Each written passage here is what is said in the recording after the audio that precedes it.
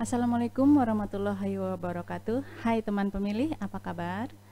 Kita Jumpa jawab lagi di ini. podcast KPU Kabupaten Lombok Barat. Kali ini bersama saya Yupi Isnaini. Seperti kita ketahui, KPU Kabupaten Lombok Barat terdiri dari dua struktur. Yang pertama komisioner dan yang kedua adalah sekretariat. Untuk sekretariat sendiri terdiri dari sekretaris dan 4 orang kasubag. Di sesi kali ini kita akan bertemu dengan salah seorang kasubag di KPU Kabupaten Lombok Barat. Beliau adalah Kasubag Hukum KPU Kabupaten Lombok Barat, yaitu Bapak Mukhtar Rasidi.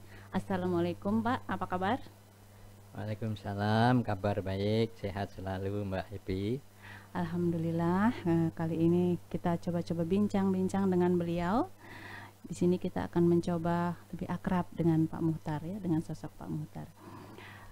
Pertama Pak nih, saya mau tanya, Bapak kan sudah lama ya di KPU ya, KPU Lombok Barat.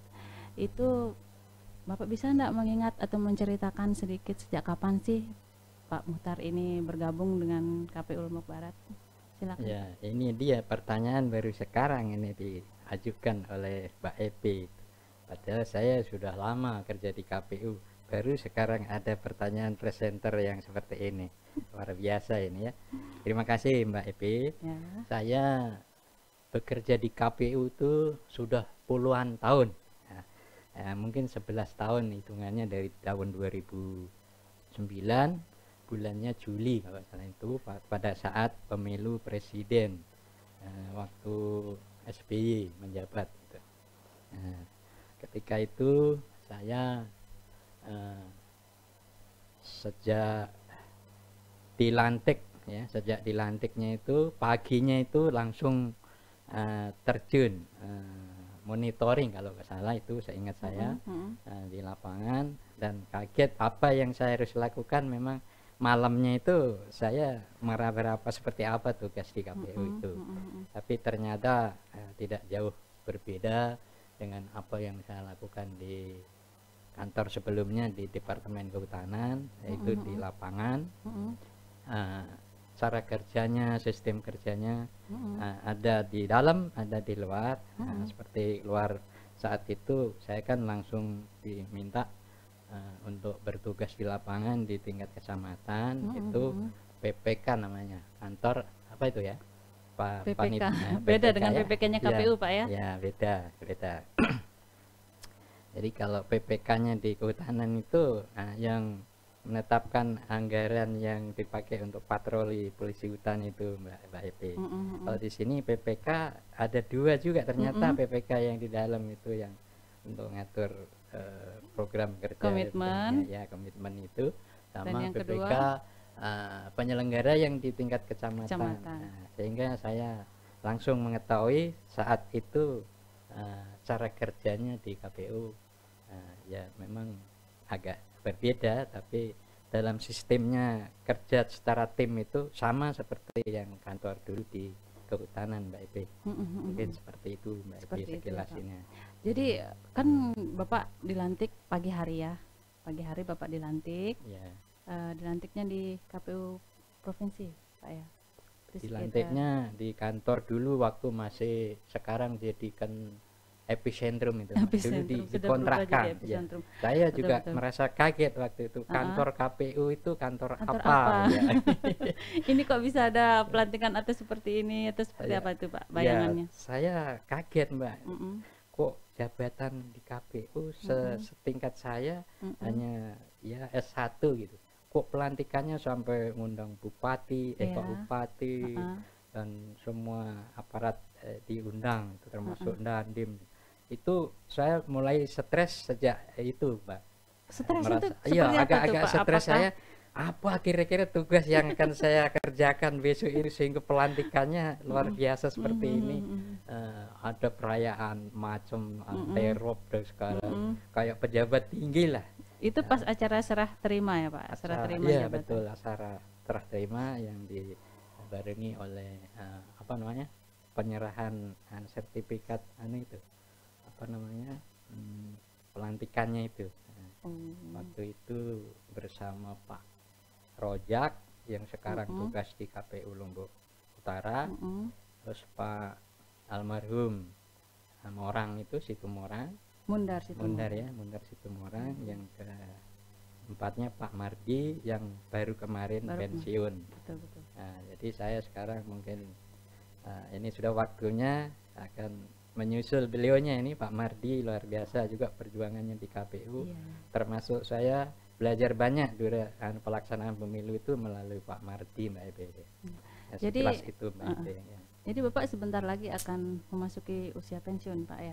Betul, Mbak. Kebetulan saya dulu kalau aturan yang lama kan saya seharusnya udah pensiun tahun 56 ya. 56 tahun, usia 56. Ada tambahan 2 tahun bonus ya, Pak ya? Ya, bonus itu dengan aturan baru sehingga 58. Jadi 58 tahun. Iya, itu Pak, sejak pelantikan kan Bapak punya kesan tersendiri tuh ketika memasuki kantor KPU ini. Apakah mulai Bapak bertanya-tanya tadi kerjanya seperti apa, ini tugasnya apa, secepat kok seperti ini acaranya gitu. Nah, setelah mulai beraktivitas esok harinya Bapak sudah tadi cerita sempat kan, Bapak ikut turun monitoring atau evaluasi atau apa Pak tadi? Monitoring kerja PPK itu yang di kecamatan masalah penghitungan surat suara kalau salah. Itu tahun 2009.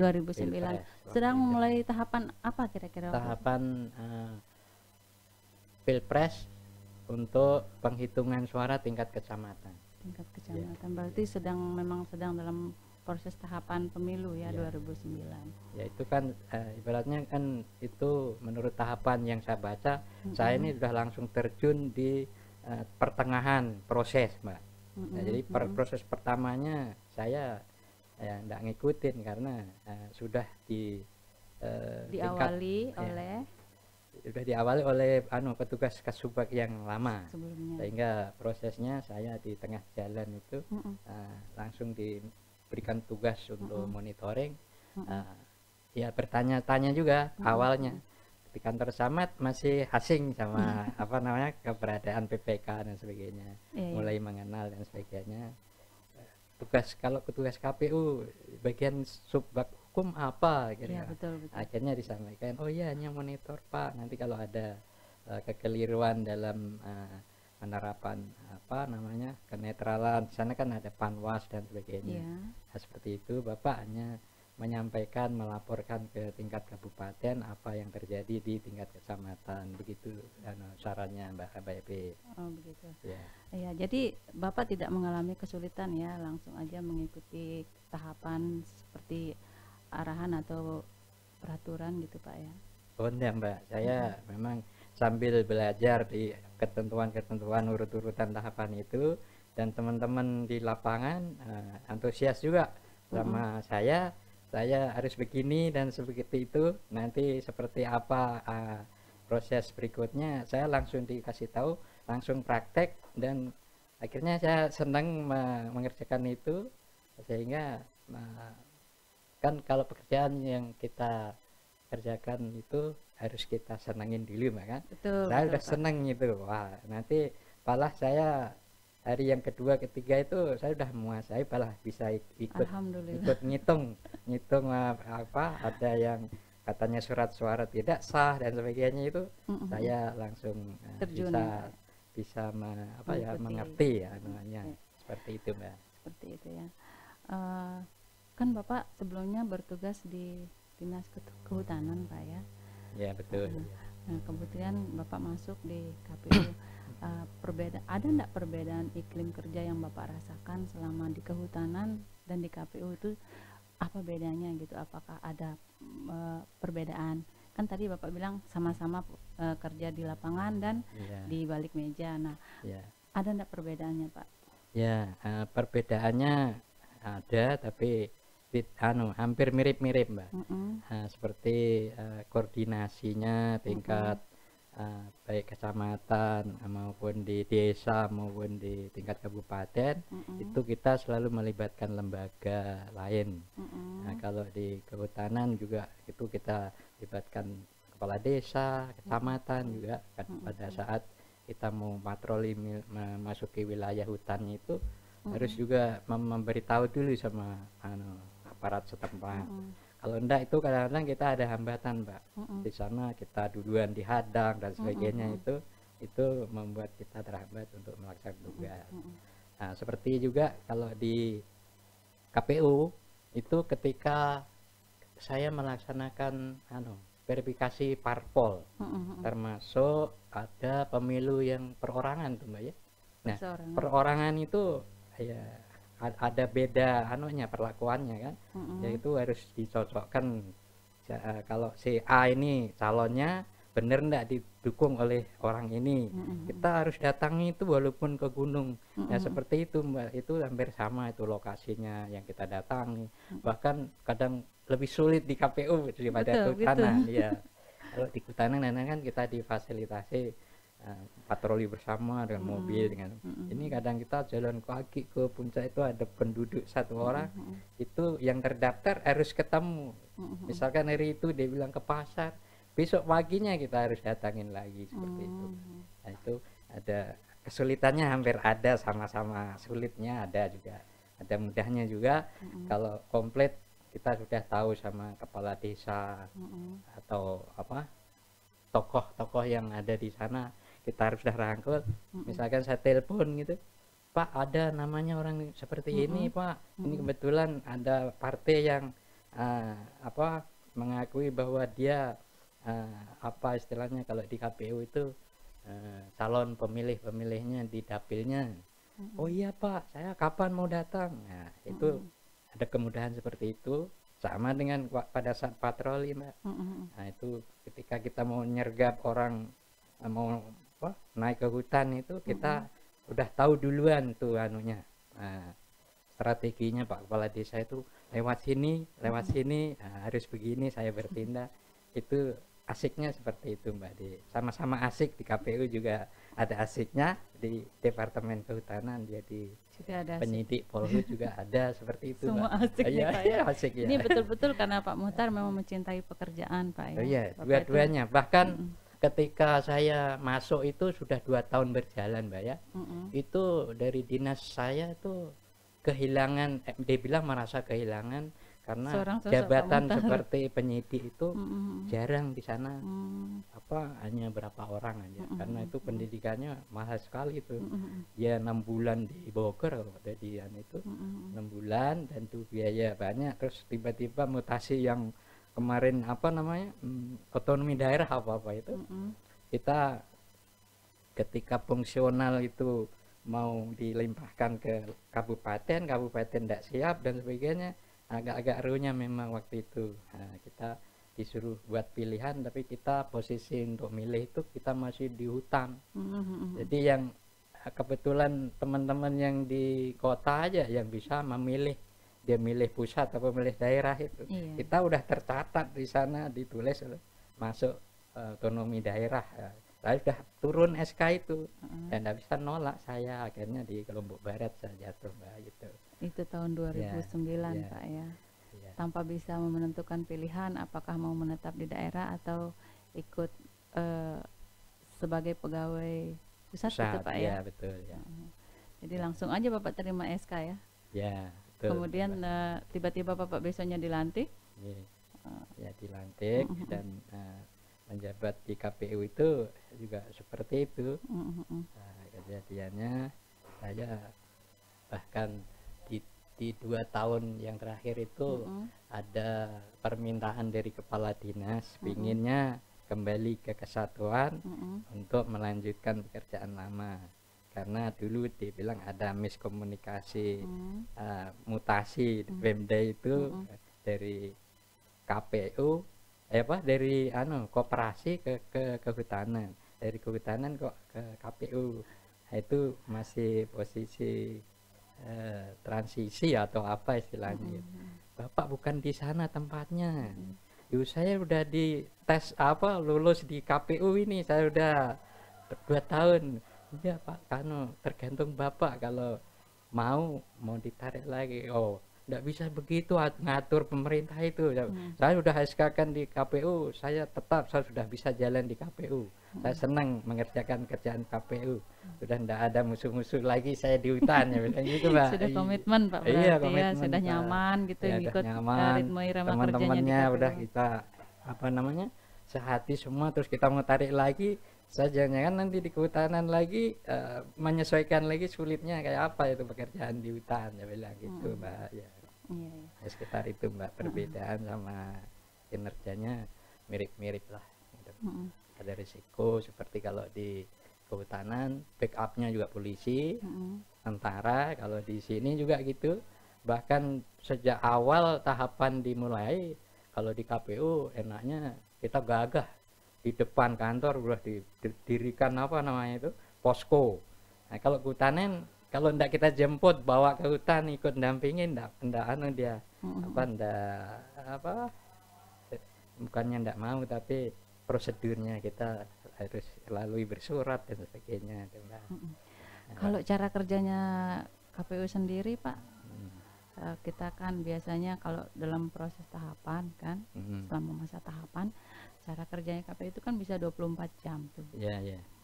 Bapak cukup bisa mengikuti atau ada merasa harus diporsir tenaga gitu selama bekerja di KPU, ataukah Bapak bisa menikmati dan jalani saja? Gimana Oh, tuh iya, Pak? itulah Mbak, sudah terbiasa saya waktu di lapangan Mm-mm. itu kadang kalau ada target misalkan mau tangkap illegal logging itu Mm-mm. udah merencanakan sore, ternyata sore itu belum bisa ketemu, Mm-mm. sampai pagi lagi ketemu pagi lagi itu pernah ya seperti itu, Mbak. Sehingga di KPU paling-paling hanya sampai jam 1 jam 2 itu selesai, nanti bisa dilanjutkan pagi lagi. Besok paginya. Itu sama kan, Mbak. Sama ya. Ya, cuma saya di sini selama di Kasubag Hukum saya yang enggak kurang kalau ada lembur-lembur dan sebagainya itu tenaga di Kasubag Hukum kan hanya dua yang orang. satu perempuan yang satu laki. Terbatas Pak ya. Iya, terbatas. Saya kalau mau lembur enggak enak, saya itu pengen misal pekerjaan yang harus dikerjakan ibu-ibu tapi harus selesai malam. Nah, itu kalau sama keluarga itu bagaimana gitu. Iya, Karena betul. saya juga merasa punya anak perempuan, kalau di atas jam 11 itu ibunya, terus saudaranya mana, kakak kok belum pulang dan sebagainya seperti itu. Iya, ada Itu beban yang keluarga ada keprihatinan tentunya, Pak, ya, saya betul. seperti itu, Mbak. Ya. Pak, selama di KPU kan Bapak menduduki di jabatan Kasubag Hukum ya. Ya. Selama proses tahapan kan tentunya ada terjadi perselisihan hasil pemilu, Pak.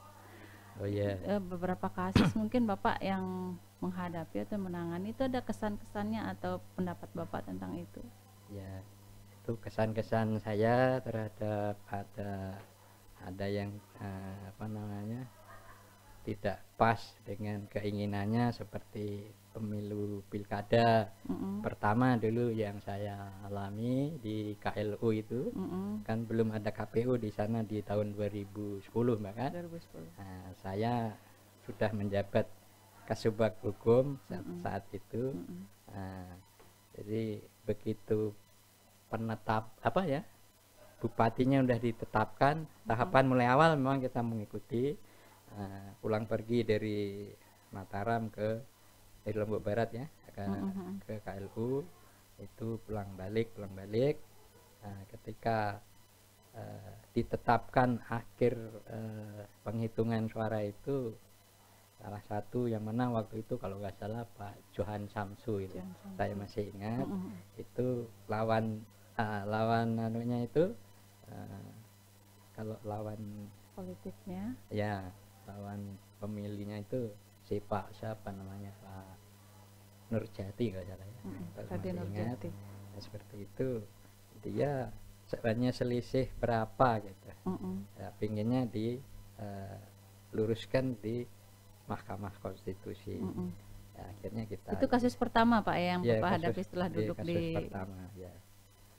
Ketika kita ikutin, saya kan dengan Pak Kepala Divisi Hukumnya bagaimana apa kita bisa kerjakan sendiri dalam menangani di MK. Sistemnya seperti apa ya, saya masih banyak bertanya gitu. Waktu itu masih Pak Ahmad apa ya, Pak Umar Ahmad Syed ya, beliaunya sekarang di Bawaslu. Seperti itu. Pak Muhtar, harus kita ikutin tahapan kita dalam pengajuan anggaran kan disetujui untuk menyewa pengacara. Itu kita laksanakan biar sesuai dengan RAB yang ditetapkan oleh sekretariat katanya. Oke, akhirnya kita menggunakan 2 pengacara dari LBH NTB waktu itu. Begitu sudah sepakat dikerjasama sama LBH, kita hanya mengumpulkan barang-barang bukti atau alur kronologi tahapan itu ya. Kebetulan tahapan itu kita udah ikutin semua, seperti penghitungan, seperti pencoblosan itu kan monitoring semua teman-teman yang baik staf maupun komisioner itu bersamaan ke lapangan yang diawasi oleh Bawaslu kecamatan. Kalau kecamatan Panwas ya Pak ya, Panwas kecamatan. Ya, Panwas kecamatan. Nah, jadi sesuai dengan tingkatannya nanti kecamatan itu ngelapornya ke kabupaten. Jadi Bawaslunya selalu juga kerjasama kita baik juga waktu itu, sehingga kalau ada persoalan yang sifatnya layak apa enggak untuk ditindaklanjuti itu sudah langsung koordinasi sama ketua Bawaslunya. Kalau ini sampai ke Mahkamah Konstitusi, ini jawabnya, ini bahannya, itu kita selalu koordinasi sehingga mudah untuk memberikan barang bukti ataupun tanda alat untuk menyangkal di persidangan di sana. Nah, itu kita kumpulkan, kemudian kita fotokopi sesuai dengan tahapan di PMK. Itu di kalau nggak salah sampai rangkap 12 itu Mbak waktu itu. Nah, itu kasus pertama Pak ya? Iya, kasus pertama. Dari sekian banyak kasus tentunya sampai dengan pemilu 2019 kemarin, mana nih kasus yang paling berkesan bagi Bapak dan bikin heboh betul-betul itu ada enggak Pak pengalamannya Pak? Iya, kalau kasus yang terheboh itu kita lawan Demokrat itu. Partai Demokrat maksudnya. Gimana ketika ceritanya tuh Pak? Pileg itu. Pileg itu ketika saya kan ditugaskan ke Maros, Sulawesi nggak salah itu, Ujung Pandang. Ditugaskan sama Pak Mardi, sama Pak Umar, semua komisioner nggak salah itu, 5-5-nya ke sana. Dan dia katanya Pak ketua partai ini bilang kondisi kantor KPU kosong katanya. Padahal dia koordinasi itu kan bisa lewat bersurat kan gitu. Pada saat penetapan Dapil 3 nggak salah di Kurepan apa Kediri itu, kalau nggak salah itu. Itu tahun berapa Pak ya? Itu tahun 2019. 19 ya. Iya ya, 2019. Oh enggak Mbak, lupa saya. Pemilu 2009 itu. 9. Iya, Jauh 2009, sekali Pak ya. Iya, masih kalah dengan pemilu yang terakhir, iya, masih kalah heboh Pak iya, ya. Masih.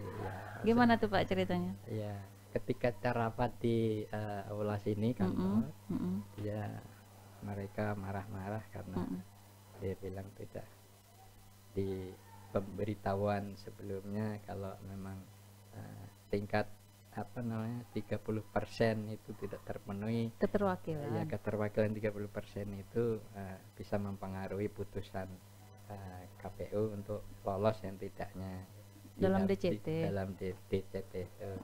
Keterwakilan ya, 30% perempuan. Itu, ya. Itu tidak memenuhi syarat, tapi dia inginnya bisa masuk tanpa harus 30%. Nah, jadi itu sampai masalahnya Pak ya? Sampai KPU di KPP kan itu Mbak. Nah, di KPP kita sidang juga sampai waktu itu saya sama Pak Masyhur ikutin jalurnya sidang sesuai dengan apa yang digugat oleh Pak Hani itu waktu itu Pak Samad nggak salah ya. Pak Tuan Guru Samad kalau nggak salah itu ya. Berarti itu kasus terheboh Pak ya? Ya itu heboh sekali dan ternyata kita dimenangkan oleh DKPP dan cuma perintahnya menyuruh untuk kita apa namanya gimana kalau menyetujuinya itu loh, apa merekomendasikan dari dapil itu untuk dimasukkan ditetapkan ya DCT. ya DPT itu Iya. Pak. Itu kasus juga Pak ya. Iya. Kalau yang terakhir ini tidak ada yang menarik Pak? Kalau yang terakhir ini yang pemilu 2019 kita hanya kasusnya diminta untuk memenuhi berkas-berkasnya aja. Kita datang ke sana sekilas saja karena keterwakilan kita oleh pengacara nasional di pusat itu hanya kapan dibutuhkan datang, kapan dibutuhkan bukti, kita bisa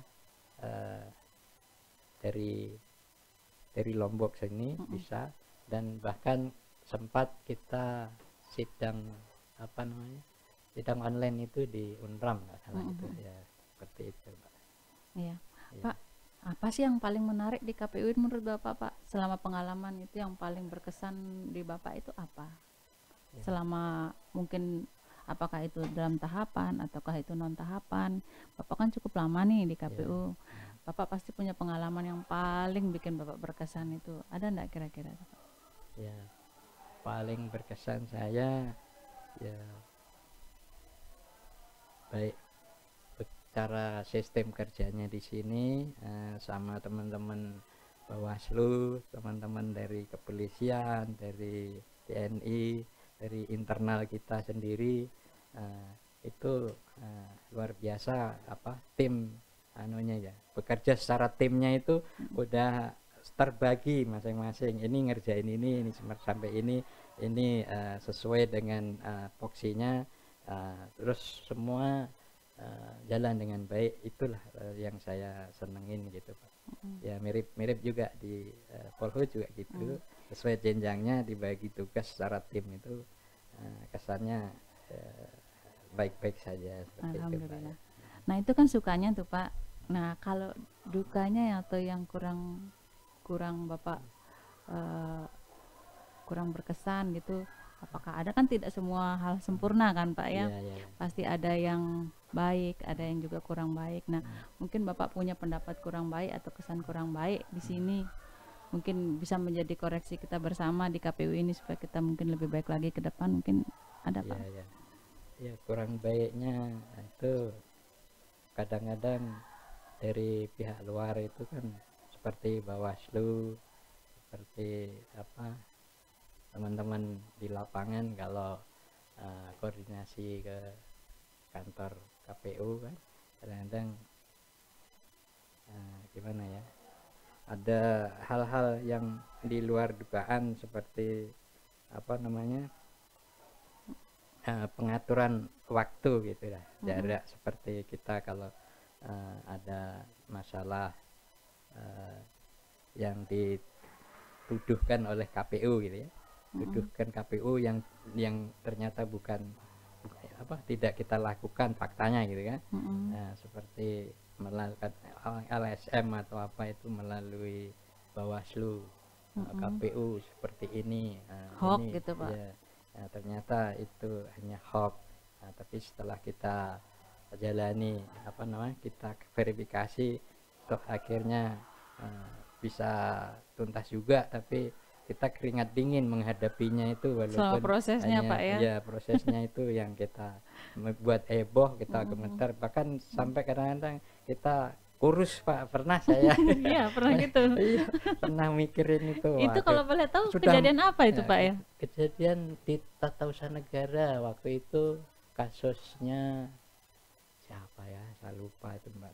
Waktu itu sempat ketun itu marah. Betul-betul itu menyita perhatian ya Pak ya. Saya yang malam di panggil Pak Kadip, lengkapin ini, lengkapin itu. Belum tahapan berikutnya itu belum saya kerjain juga. Waktu itu kan saya sungkan mau merintah itu Mbak. Karena dari awal saya tidak berusaha hal di lapangan itu tidak membiasakan saling perintah. Jadi inisiatif ini bagi tugas langsung selesai gitu. Tapi kalau jadi Kasubag katanya tidak boleh kerjain sendiri, kan ada staf. Seperti itu. Betul. Saya juga merasa iya saya Kasubag memang harus bagikan tugas itu ke bawah. Itu pernah saya lakukan sendiri karena sungkannya untuk mau bagi tugas ke staf itu berat kayaknya, beban batinnya seperti itu ya Mbak. Bapak terlalu perasa kayaknya. Iya mungkin barangkali penilainya Mbak Evi seperti itu.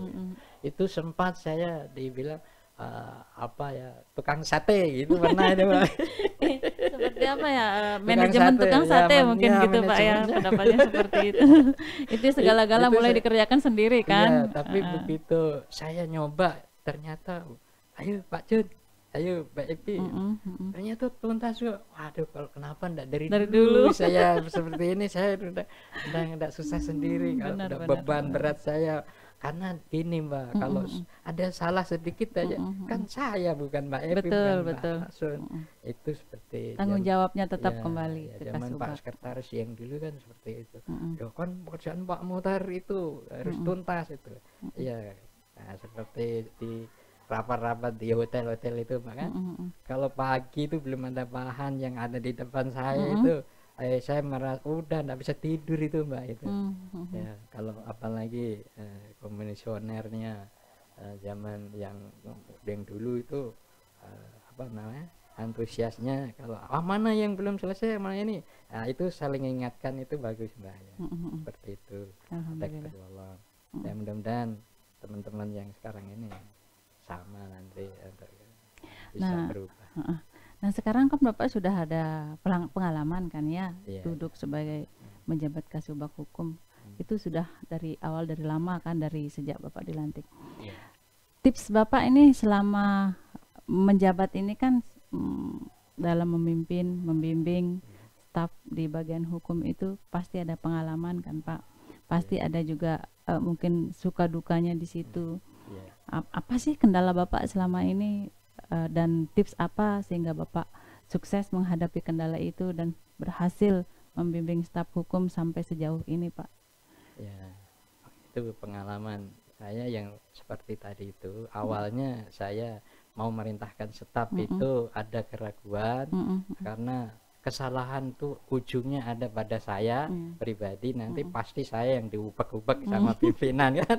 Ya, seperti itu. Kadang saya perintahkan staf, jangan-jangan ini tidak selesai, jangan-jangan ini tidak tuntas, jangan-jangan nanti keliru. Nah, pada saat dibutuhkan keliru, pasti kan saya tidak bisa ngerjain ulang lagi dari awal yang dikerjakan oleh staf. Nah, kalau dari pertama saya pegang terus itu enak, kurangnya di mana saya bisa bantah terus kekurangan yang dibilang sama pimpinan itu Mbak. Jadi masih terbawa ketika tugas lama saya di lapangan, terbiasa di dinas bekerja yang sendiri, dulu bekerja sendiri, tapi akhirnya toh nanti selesainya harus sama tim itu. Nah terus di sini enaknya ketika kita mau membentuk tim ya, membentuk tim kegiatan untuk menyelesaikan suatu tugas, memang harus bentuk tim. Nah tim itu setelah saya bagi ternyata enak sekali Pak, efektif sekali. Mulai verifikasi parpol, verifikasi perorangan yang di lapangan. Saya ternyata tinggal ayo Mbak Evi, ayo Pak Ajun, buat tim ini, bagi selesai, besok akan diminta datanya oleh bapak-bapak komisioner. Ini siap ini. Iya Pak, ya ternyata luar biasa itu kegiatan itu dilaksanakan Pak Evi. Akhirnya ketemu ya Pak. Akhirnya ketemu ya formulanya bagaimana bekerja tim Pak ya. Betul. Memang kerja di KPU enggak bisa itu dipikir sendiri, kerjain sendiri, enggak bisa itu. Seperti sudah kan apa tadi Mbak? Gimana? Manajemen sate Pak. Kan sate. Enggak bisa seperti itu di KPU. Iya. Terakhir nih Pak pertanyaan saya. Bapak kan sebentar lagi pulang tugas Pak ya. Dengan berat hati kami juga harus mengucapkan selamat menikmati masa-masa pensiun dan terima kasih Bapak sudah berdedikasi bekerja dan sepenuh hati dengan kami di sini di akhir masa kerja Bapak. Nah, Bapak mungkin punya saran terhadap Kasubag Hukum yang baru nanti seperti apa pesan-pesan Bapak gitu, mungkin sebagai masukan bagi kami di sini. Ya, nggih, Mbak. Untuk saran singkat saya untuk teman-teman staf atau yang masih mau meneruskan perjuangan saya di Kasubag Hukum, nanti siapa apapun yang duduk, Mbak Epi atau Pak Mahsun, silakan. Pertama itu kerja tim tadi itu kita mantapkan. Untuk hukum itu kan dari pusat udah kita diberikan julukan KPU divisi hukum itu selimut KPU ya, selimut KPU. Jadi kita bisa menyelimutin semuanya. Jadi semacam pengawasan itu ya, ke umum, ke teknis, ke mana satu lagi ke program. Nah itu semua harus kita sinergikan untuk bisa dalam satu tim tuh bisa bekerja sama. Ketika nanti ada perkara hukum itu semua yang udah kita miliki data dan sebagainya, kerjasama yang baik sama antar Kasubag itu, kita enak dalam memberikan meminta data yang akan dibutuhkan oleh Mahkamah Konstitusi ketika kita bermasalah, misalkan DPT digugat, kita sama program, misalkan dalam keadaan keuangan, misalkan pembayaran PPK dan sebagainya ada masalah dari BPK, kita udah punya juga di situ catatan kronologisnya, sehingga kita mudah untuk menyusun bukti-bukti yang kita pakai untuk nganter berbicara di depan pengadilan Mahkamah Konstitusi maupun di TUN ataupun di kepolisian, Mbak.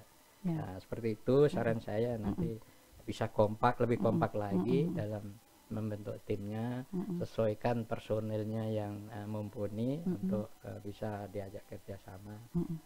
Dan terakhir mungkin saran yang paling bagus yaitu kerja semangat tanpa ada menyerah, dan dibagi tugas itu sesuai dengan jadwal dan tidak perlu saling salah menyalahkan. Seperti itu, Mbak, barangkali. Iya Pak, terima kasih atas semua sarannya, semoga itu nanti bisa diterapkan oleh Kasubag Hukum berikutnya. Baik Pak, terima kasih sudah berkesempatan hadir di acara podcast kita. Saya harapkan Bapak juga bisa melanjutkan pekerjaan dan sukses di luar sana. Baik teman pemilih, sekian podcast kita hari ini. Saya akhiri acaranya. Wassalamualaikum warahmatullahi wabarakatuh. Sampai jumpa. Waalaikumsalam warahmatullahi wabarakatuh. Salam KPU.